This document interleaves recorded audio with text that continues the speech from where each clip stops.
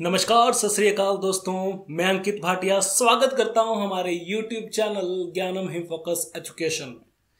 आशा करता हूं कि आप सब स्वस्थ होंगे। जो आज का मेरा विषय है सामाजिक और धार्मिक सुधार आंदोलन के ऊपर कुछ महत्वपूर्ण एमसीक्यूज। तो बिना किसी समय को बर्बाद करते हुए चलिए शुरू करते हैं हम। एमसीक्यू जो सामाजिक और धार्मिक सुधार आंदोलन के ऊपर जो पूछे गए हैं, सबसे पहले तो मैं बात करना चाहूंगा स्वामी दयानंद जी के शिक्षा के बारे में क्या विचार थे। तो शिक्षा वह खजाना है जो प्राप्तकर्ता के पास रहता है, जो हमेशा उपयोगी होता है और कभी बोझ नहीं होता। दोस्तों, तो शिक्षा कभी बोझ नहीं होता। यह न तो कम होता और न ही इसे चुराया जा सकता है। जितना अधिक इसे दिया जाता है उतना ही ये बढ़ता जाता है। तो दोस्तों, जितना अधिक आप इसे किसी को अगर आप शिक्षा जो देंगे तो उतनी ही वो शिक्षा जो उतनी ही नॉलेज जो है वो आपके अंदर भी क्या करेगी, बढ़ेगी।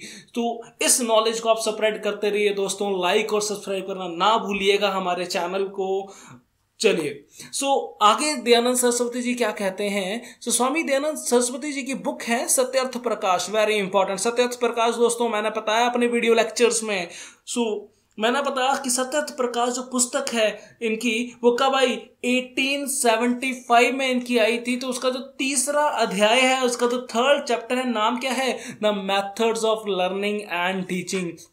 The methods of learning and teaching. इसमें क्या बताया कि पेरेंट्स की तरफ से जो बेस्ट गिफ्ट है अपने बच्चों के लिए वो क्या है, लव एंड अफेक्शन जो है अपने बच्चों के लिए वो क्या है, वो है अच्छी शिक्षा। वो क्या है दोस्तों, अच्छी शिक्षा। rather than expensive clothes and ornaments, ठीक है। बेहतर क्या रहेगा कि अच्छी शिक्षा दी जाए। किनके द्वारा, पेरेंट्स के द्वारा अपने बच्चों को। तो ये किसके जो है वो विचार हैं, ये है स्वामी दयानंद सरस्वती जी के विचार। इंपॉर्टेंट, स्वामी दयानंद सरस्वती उर्फ मूल शंकर। ये मैं अपने जो है वीडियो लेक्चर्स में पहले ही इन सोशल रिफॉर्मर या धार्मिक सुधारकों के बारे में बता चुका हूं। चलते हैं। पहला एमसीक्यू क्या है। तो पहला प्रश्न है कि पश्चिम में कई वेदांत समितियों की स्थापना किसने की। पश्चिम मतलब आपके पास यूरोप या अमेरिका में जनरली जो है इन समितियों की या वेदांत समितियों की गठन या स्थापना किसने की।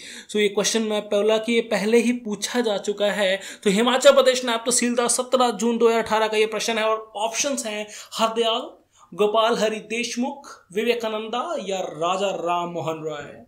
सोचिए आंसर क्या होगा। चलें आंसर की ओर बढ़ते हैं। वेदांत सोसाइटी की स्थापना पश्चिम में किसने की। आंसर इज स्वामी विवेकानंदा। याद रखें दोस्तों, वेदांत सोसाइटी का गठन स्वामी विवेकानंद ने न्यूयॉर्क में किया। और कब किया, नवंबर 1894 में किया। उसके बाद इन्होंने जो है वेदांत सोसाइटी को सौंप दिया किसको, स्वामी अभेदानंद को। किसको सौंप दिया दोस्तों, स्वामी अभेदानंद को जो है ये सौंप दिया। तो स्वामी अभेदानंदा ये एक फॉलोवर है किसके, ये भी फॉलोवर है किसके, रामकृष्ण परमहंस के। मैं अपने वीडियो लेक्चर में पहले ही बता चुका हूं कि रामकृष्ण परमहंस कौन थे। कृपया करके इन एमसीक्यूज को देखने से पहले अगर मेरे आप वीडियो लेक्चर देख लेंगे पार्ट 1, पार्ट 2, पार्ट 3 और पार्ट 4, तो बहुत ही आसान हो जाएगा इन एमसीक्यूज को सॉल्व करना। तो स्वामी अभेदानंद ये भी रामकृष्ण परमहंस की क्या हैं, एक अनुयायी हैं। तो इनके पास जो है स्वामी विवेकानंद ने जो है वेदांत सोसाइटी सौंप दी। कब, 1897 में। तो श्रेय किसको जाता है फाउंडेशन का वेदांत समितियों की, तो वो श्रेय जाता है स्वामी विवेकानंद को। चलिए बढ़ते हैं अगले क्वेश्चन की तरफ। अगला क्वेश्चन है, निम्नलिखित में से किसने 1899 में महिलाओं की स्थिति में सुधार के लिए मोगा पंजाब में सह शिक्षा स्कूल खोला। Which of the following opened co-education school in Moga Punjab in 1899 for improving the position of women। तो ये क्वेश्चन भी पूछा गया है। ऑप्शंस, आर्य समाज, प्रार्थना समाज, सिंह सभा या देव समाज? तो चलिए सोचिए जरा, क्या हो सकता है इसका उत्तर? आर्य समाज इसका उत्तर है क्या? प्रार्थना समाज इसका उत्तर है क्या? सिंह सभा इसका उत्तर है या देव समाज इसका उत्तर है? चलिए, सो जवाब उत्तर क्या है? तो उत्तर है देव समाज। तो उत्तर है देव समाज दोस्तों। तो अगर मैं देव समाज की बात करूं दोस्तों, अगर मैं देव समाज की बात करूं दोस्तों, तो देव समाज आपके पास आंसर है। तो देव समाज का गठन कब हुआ? देव समाज का गठन हुआ दोस्तों 1887 में। कब गठन हुआ दोस्तों? 1887 में गठन हुआ। मैंने इसका चार्ट पार्ट 4 में जितने भी सोशल रिफॉर्म हुए हैं, मूवमेंट्स हुए हैं, उसका चार्ट मैंने पार्ट 4 वीडियो में लास्ट में मैंने आपको दिया था। देव समाज का गठन 1887 में लाहौर में हुआ। किसने गठन किया? शिव नारायण अग्निहोत्री ने। तो शिव नारायण अग्निहोत्री ने देव समाज का गठन किया था। ध्यान दीजिएगा दोस्तों, ये देव समाज ने जो है वो इन्होंने क्या एक आइडियल सोशल बिहेवियर को जो है जनरली लाने की बात की कि हमें क्या करना है? ब्राइब्स नहीं लेनी है, हमें किसी से मतलब क्या नहीं लेना है? भ्रष्टाचार नहीं होना जनरली, हमें ब्राइब्स नहीं लेनी है, हमें अवॉइड जो इंटॉक्सिकेंट है, जो शराब वगैरह, इनको अवॉइड करना है और नॉन वेज फूड नहीं खाना है। और इस सोसाइटी ने एम्फेसाइज किया सुप्रीमेसी ऑफ द गुरु, कि गुरु जो है वो सर्वोपरि है। तो उसकी सुप्रीमेसी के बारे में भी देव समाज जो है वो कहता है। और देव समाज ने ही मोगा पंजाब में 1899 में स्त्रियों की पोजीशन को या जो है इनके जो महिलाओं की जो शिक्षा स्थिति है उसको बढ़ावा देने के लिए, इंप्रूव करने के लिए कोएड स्कूल खोला। इंपॉर्टेंट। सो आंसर है देव समाज। चलिएगा हमारा तीसरा प्रश्न, तो उसकी ओर बढ़ते हैं। तीसरा प्रश्न, स्वामी विवेकानंद ने शिकागो में विश्व धर्म संसद को कब संबोधित किया दोस्तों? So important. When did Swami Vivekanand address the Parliament of the World Religions in Chicago? So जवाब आपको पता होगा 1892, 1891, 93, 94। चलिए सोचिए।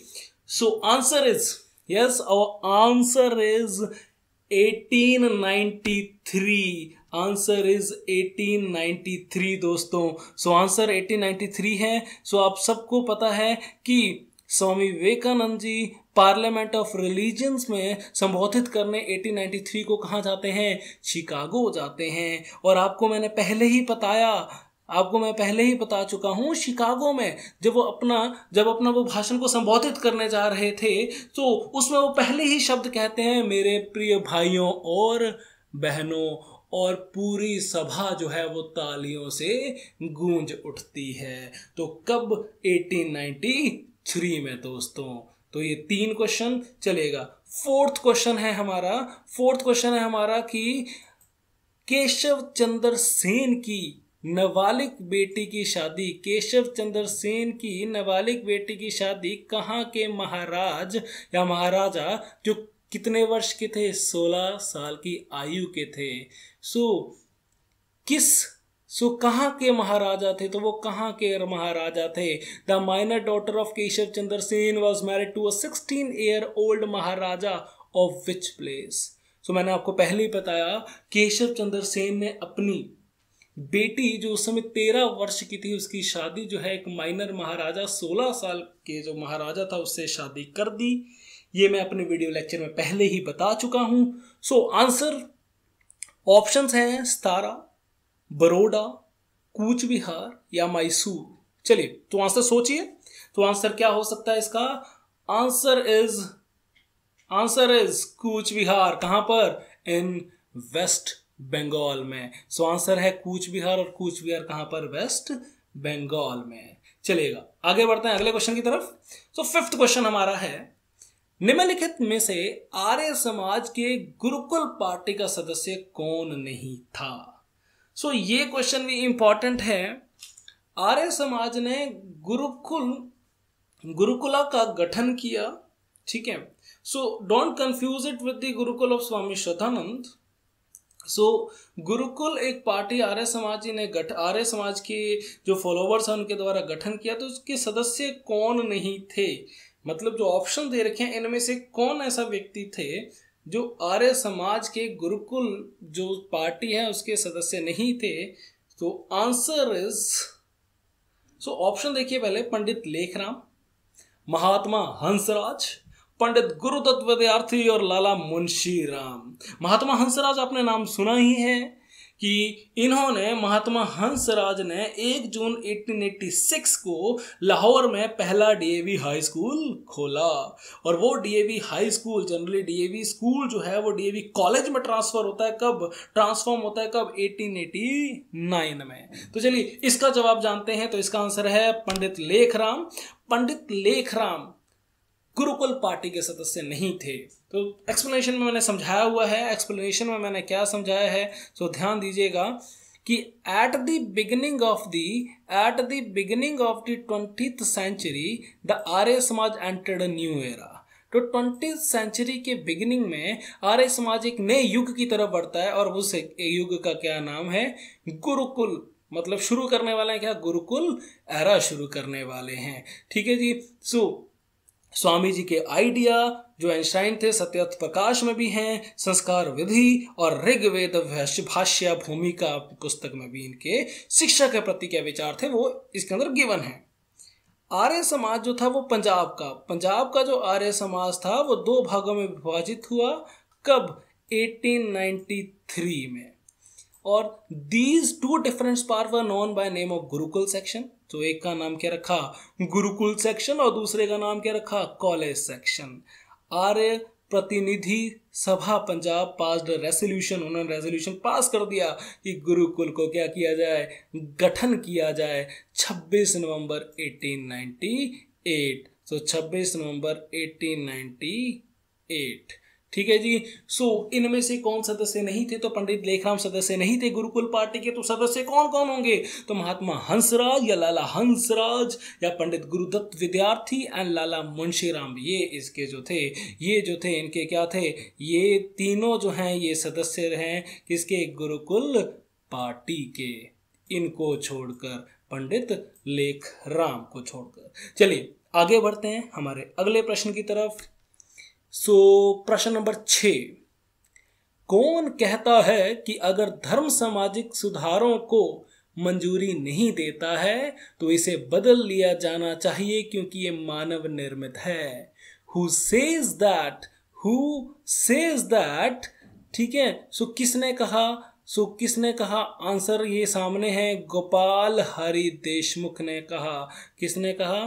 गोपाल हरि देशमुख ने कहा। गोपाल हरि देशमुख ने क्या कहा कि if the religion does not sanction social reforms so it should be change as it is man made. कि अगर जो आपका जो धर्म है वो इसमें चेंजेस या सही परिवर्तन लाने के लिए नामंजूर कर रहे हैं तो उस धर्म को बदल लेना ही बेहतर होगा। ठीक है।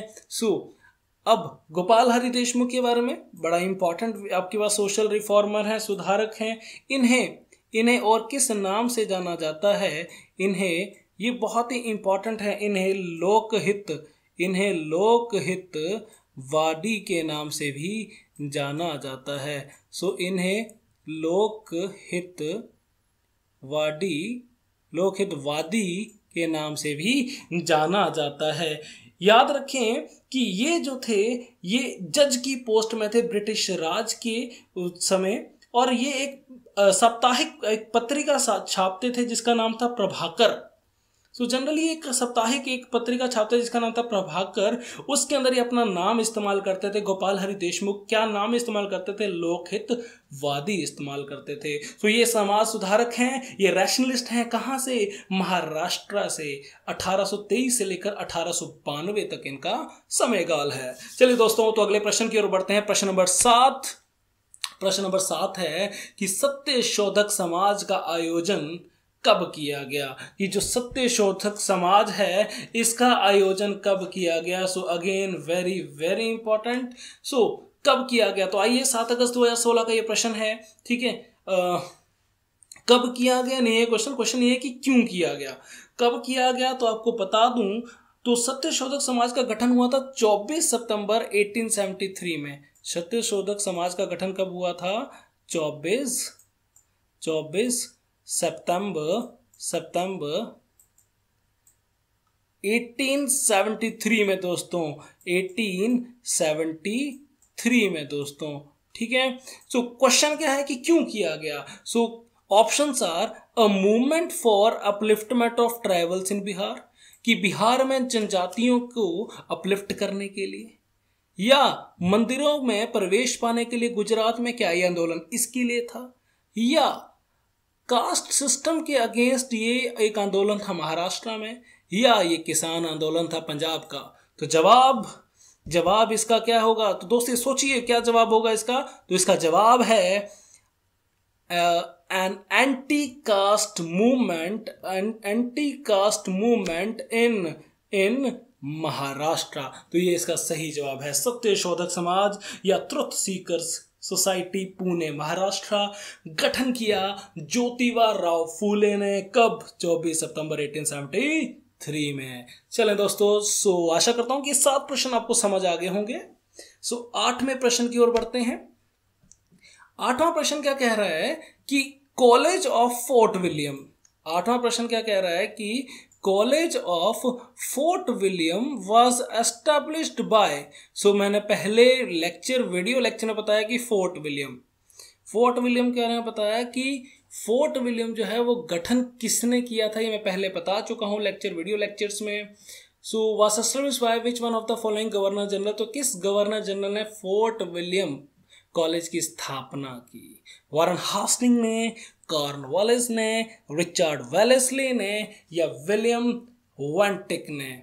सो किसने स्थापना की फोर्ट विलियम कॉलेज की। सो आंसर इज सोचिए दोस्तों क्या आंसर हो सकता है इसका। Answer is Richard Wellesley. Answer is Richard Wellesley. So important है, रिचर्ड वेलेस्ली ने इसकी स्थापना की, किसकी, फोर्ट विलियम कॉलेज की। और मैंने बताया था स्थापना कब हुई थी फोर्ट विलियम कॉलेज की, 1800 में स्थापना हुई थी। ठीक है जी, चलते हैं। सो नेक्स्ट क्वेश्चन नंबर 9 पे चलते हैं। विच of the following was the paper of Annie Besant. इनमें से एनी बेसेंट के द्वारा कौन सी जो पत्रिका है वो छापी गई थी, या एनी बेसेंट की इनमें से कौन सी जो है पत्रिका है। सो ऑप्शंस क्या हैं। The star, the dawn of India, the patriot, या द कॉमनवेल्थ। सो कौन सा सही है दोस्तों। मैं आपको पहले भी बता चुका हूं, जब मैंने आपको थियोसॉफिकल सोसाइटी कराया था, हम ये पहले ही कर चुके हैं कि एनी बेसेंट 1893 में इंडिया आती हैं, और इनके द्वारा जो पत्रिका लिखी जाती है या पत्रिका जो प्रकाशित की जाती है उसका नाम है।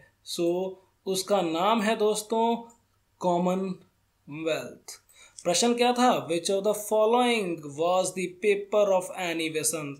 सो क्या है, कॉमनवेल्थ है। क्लियर है दोस्तों। चले कॉमनवेल्थ चलते हैं। प्रश्न नंबर 10। सो प्रश्न नंबर 10 क्या पूछ रहा है, तो उसकी ओर चलते हैं। When was Kanya Mahavidyalaya founded in Jalandhar by the Arya Samaj. Arya समाज द्वारा जलंधर में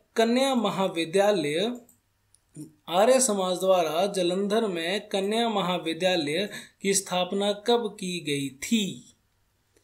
सो कब की गई स्थापना, 5 जून 1896 को, 14 जून 1896 को, 21 जून 1896 को, या 25 जून 1896 को। आंसर आ चुका है पहले ही। आंसर इज 14 जून 1896 को स्थापना हो चुकी है कन्या महाविद्यालय की। कहां पर, जलंधर में। और किसके द्वारा, आर्य समाज के द्वारा। चलते हैं अगला क्वेश्चन, 11 नंबर क्वेश्चन। नामधारी लीडर बाबा राम सिंह, नामधारी लीडर हैं बाबा राम सिंह, किसके शिष्य थे। सो क्वेश्चन ये है कि बाबा राम सिंह के गुरु कौन थे। क्या अत्तर सिंह उनके गुरु थे, क्या हरि सिंह उनके गुरु थे, क्या बाबा बुद्ध सिंह उनके गुरु थे, या बालक सिंह उनके गुरु थे।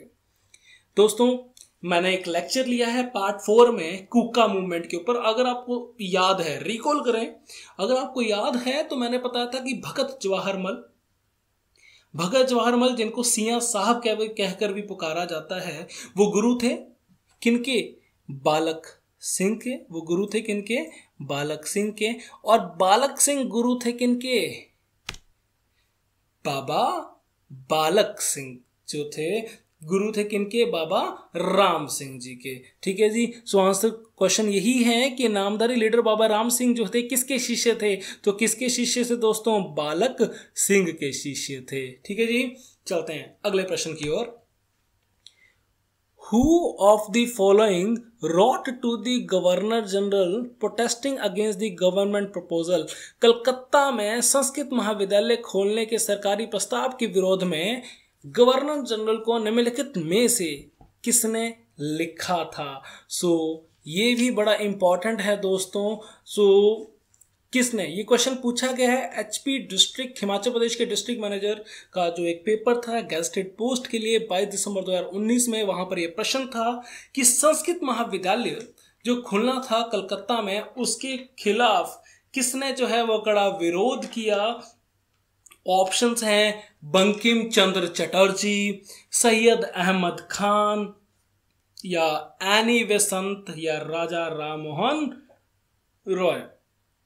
दोस्तों मैंने आपको पहले ही बताया कि यहाँ पर ये जो राजा राममोहन रॉय इस क्वेश्चन का जो है वो आंसर है।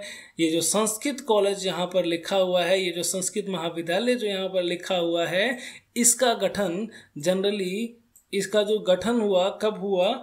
1 जनवरी 1824 को, 1 जनवरी 1824 को इसका गठन हुआ। और गठन के समय जनरली, गठन होने के प्रपोजल जनरली जब इन्होंने दिया, एक उस समय गवर्नर जनरल थे Amherst.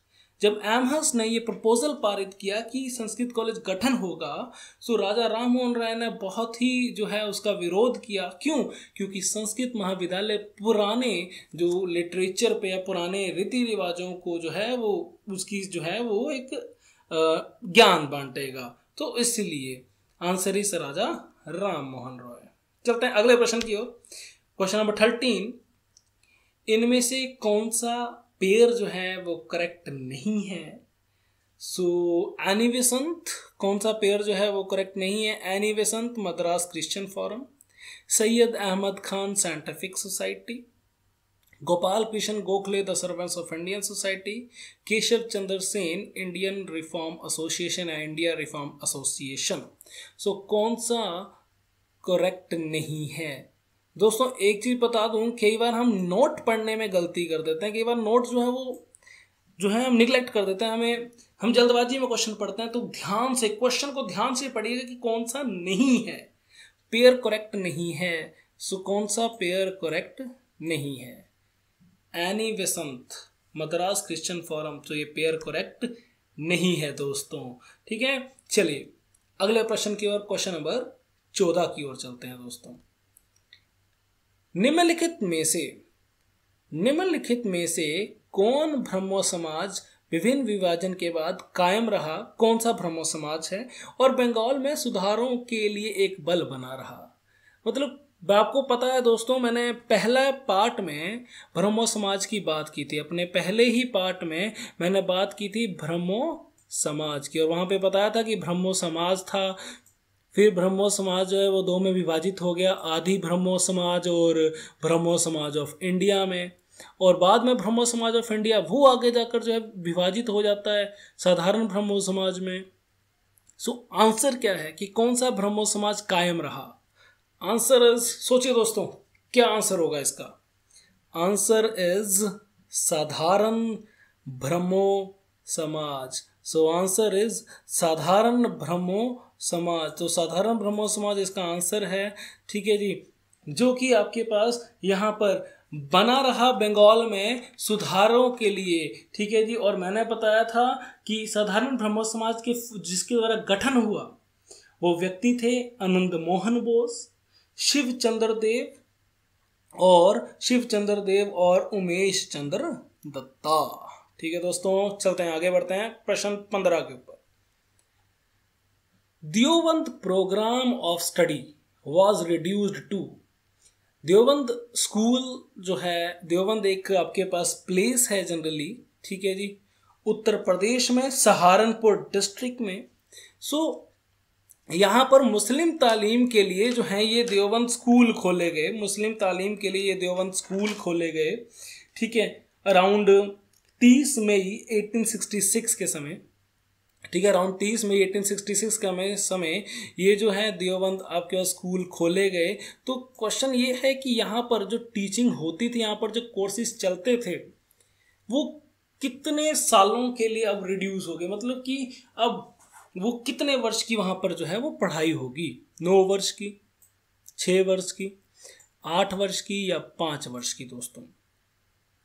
So answer is 6 year दोस्तों। सो 6 ईयर। मैं बता दूं देवबंद स्कूल, जिसे आप दारुल उलूम भी कहते हैं, एक मदरसा जो है, was begin eight Deoband in Saharanpur district. कब? 30 मई 1866 को शुरू हुआ, 1866 को शुरू हुआ। किसने शुरू किया देवबंद स्कूल? मोहम्मद कासिम नानोतावी ने एंड रशीद अहमद गंगोही ने।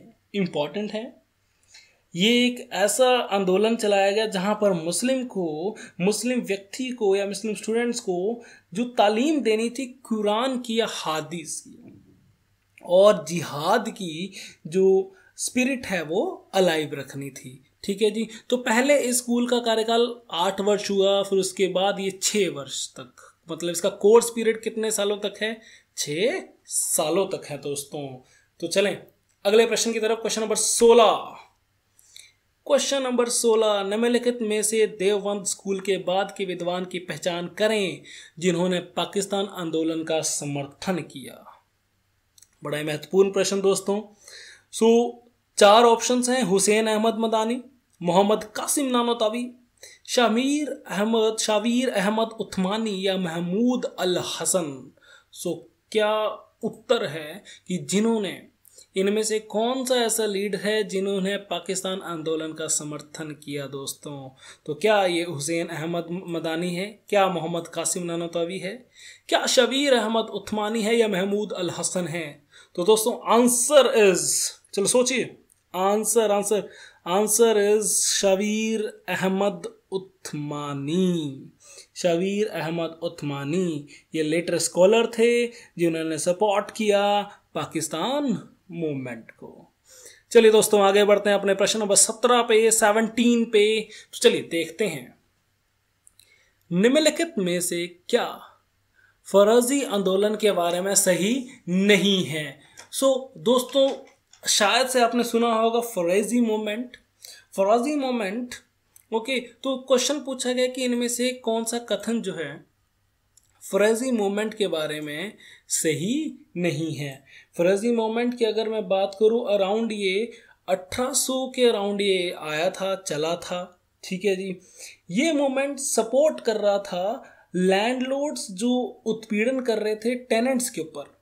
टेनेंट्स जो उस लैंड के ऊपर, उनके जो लैंड है उनके ऊपर काम करते हैं, उनके ऊपर जो सप्रेशन हो रहा था या लैंडलॉर्ड्स के द्वारा उन टेनेंट्स को क्या किया जा रहा था, लैंडलॉर्ड्स के द्वारा उन टेनेंट्स पर, जैसे सपोज करो ये कोई लैंडलॉर्ड है, तो नीचे इसके नीचे जो है कई व्यक्ति काम कर रहे हैं, ठीक है जी, और इनका क्या होता था, उत्पीड़न होता था, इनका क्या होता था, बहुत ज़्यादा उत्पीड़न होता था। सो उसी कॉज को देखते हुए फौरजी मूवमेंट शुरू किया। सो किसने शुरू किया ये भी बताएंगे, ठीक है। तो पहले देखिए कि फौरजी मूवमेंट, इट्स फाउंडर वाज शरीयत उल्लाह। क्या इसके फाउंडर शरीयत उल्लाह थे? बताना क्या है, not correct. It advocated the observance of the obligatory duties of Islam। कि इन्होंने, कि इस आंदोलन ने क्या बोला कि इस्लाम के जो हैं ऑब्लिगेटरी ड्यूटीज को पूरी तरफ से मानिए, कि जो इस्लाम धर्म कहता है उसको पूरी तरह से ध्यान में रखो। It condemned the worship at the shrines of various Islamic saint। इन्होंने निंदा की कि जितने भी इस्लामिक संत रह चुके हैं उनकी श्राइन में पूजा नहीं करनी। It's leader preached in Persian and Urdu only, ठीक है। सो इनमें से कौन सा करेक्ट नहीं है? ज़्यादातर मैं आपको बताऊं दोस्तों, तो ओनली वाले जो स्टेटमेंट होते हैं वो ज़्यादातर इनकरेक्ट होते हैं, ठीक है, तो ये याद रखिए। इट्स फाउंडर वाज शरीयत उल्लाह, यस बिल्कुल सही है। इसके फाउंडर कौन थे? शरीयत उल्लाह थे। 1781 से लेकर, शरीयत उल्लाह का टाइम पीरियड है 1781 से लेकर 1840 तक, 1840 तक ईस्ट बंगाल, जो कि आज की डेट में बांग्लादेश के नाम से जाना जाता है, और बांग्लादेश में एक डिस्ट्रिक्ट है दोस्तों शरीयतपुर करके, शरीयतपुर करके बांग्लादेश में एक डिस्ट्रिक्ट है, वो इन्हीं के नाम पर रखा गया है। और इस आंदोलन ने ये कहा कि इस्लाम जो ड्यूटीज, जो कर्तव्य तुम्हें सौंपता है उसको पूरी तरह से मानिए, और इस्लामिक संतों के जो श्राइन्स हैं उनके वहां पूजा करने ना जाइए। It's leader preached in Persian and Urdu only, ये बिल्कुल गलत है। सो ये देखिए जवाब, it's leader preached in Persian and Urdu only, Persian and Urdu only. After death of शरीयत उल्लाह, आफ्टर डेथ ऑफ शरीयत Ullah, his son Duddu Mian became the leader, and this movement became mostly agrarian in character. It was anti-landlord and anti-planter in character.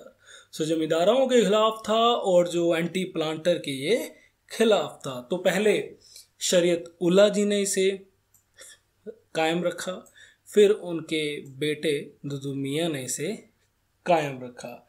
Letter जब दुद्दू मियाँ जी arrest हो जाते हैं 1847 में, तो ये जो आंदोलन है ये धीरे धीरे खत्म होना शुरू हो जाता है दोस्तों।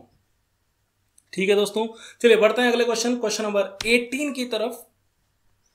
तो क्वेश्चन नंबर 18 क्या कहता है, निम्नलिखित में से जिन्होंने बाइबल पर एक टिप्पणी लिखी थी, कि इनमें से कौन है जिन्होंने बाइबल पर कमेंट्री लिखी। सो अगेन प्रश्न बड़ा इंपॉर्टेंट, महत्वपूर्ण है।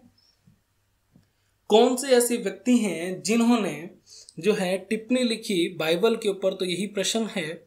सो दोस्तों, क्या मोहम्मद कासिम नानोतवी हैं, क्या वो सर एडविन अर्नोल्ड हैं, क्या वो सैयद अहमद खान हैं, या क्या वो स्वामी विवेकानंद हैं।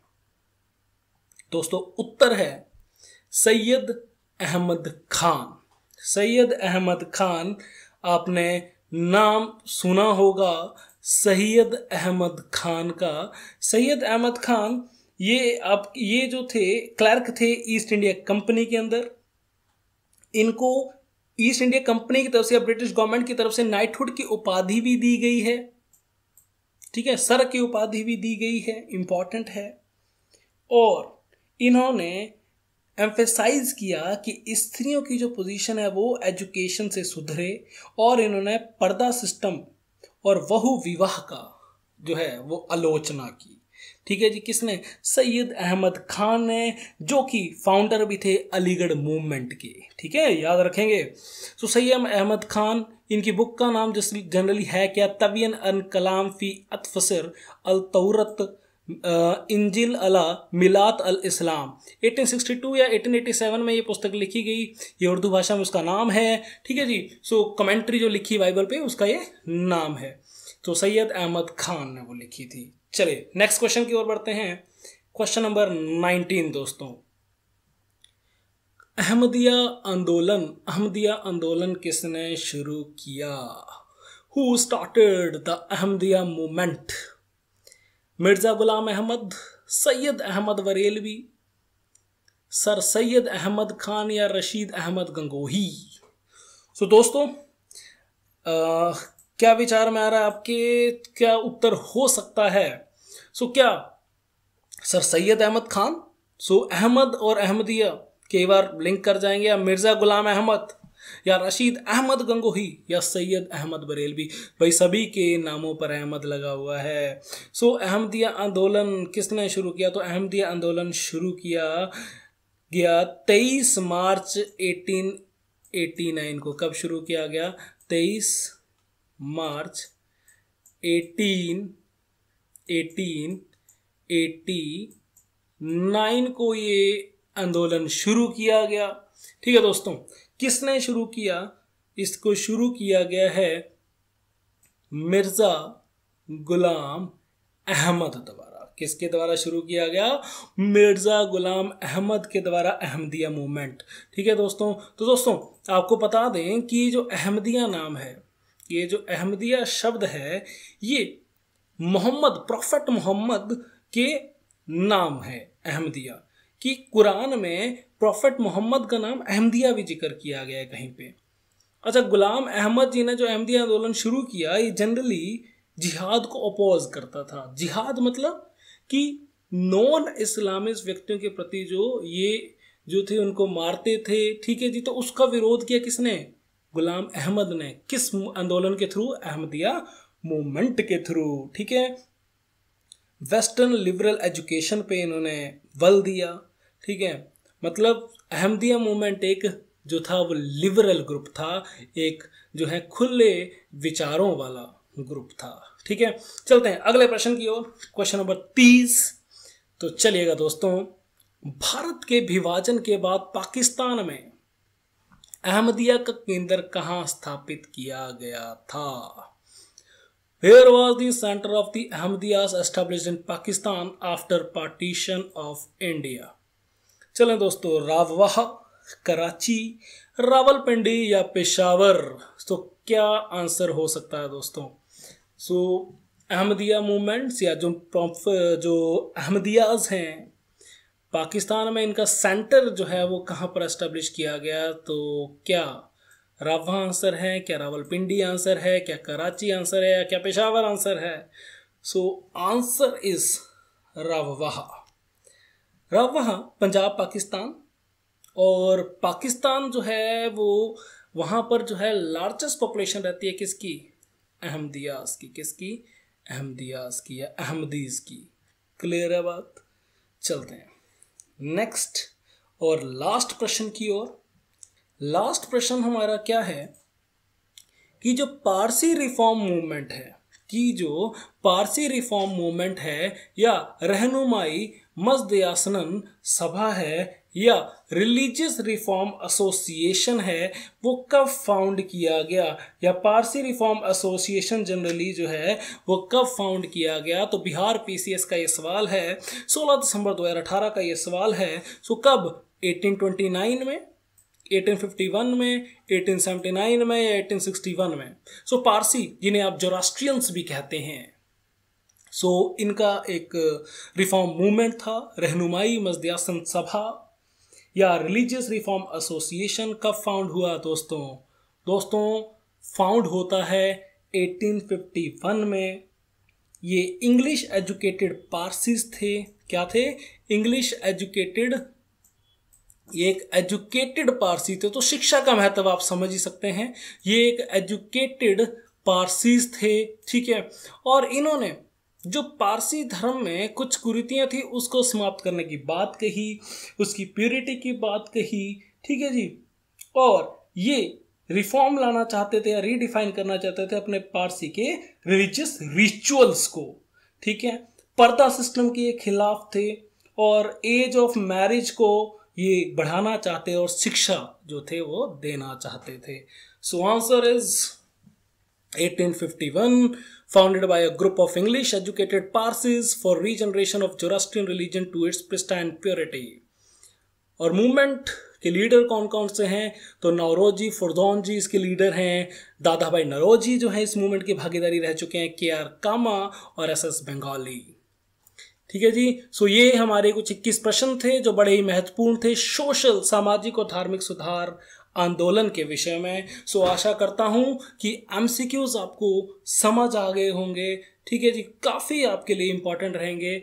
आप पहले जो भी ये आज लेक्चर देख रहे हैं, जिन्होंने मेरी वीडियोस नहीं देखी हैं वो कृपया करके पहले उन्हें देख लें और उसके बाद इन MCQs को भी जो है सॉल्व करें।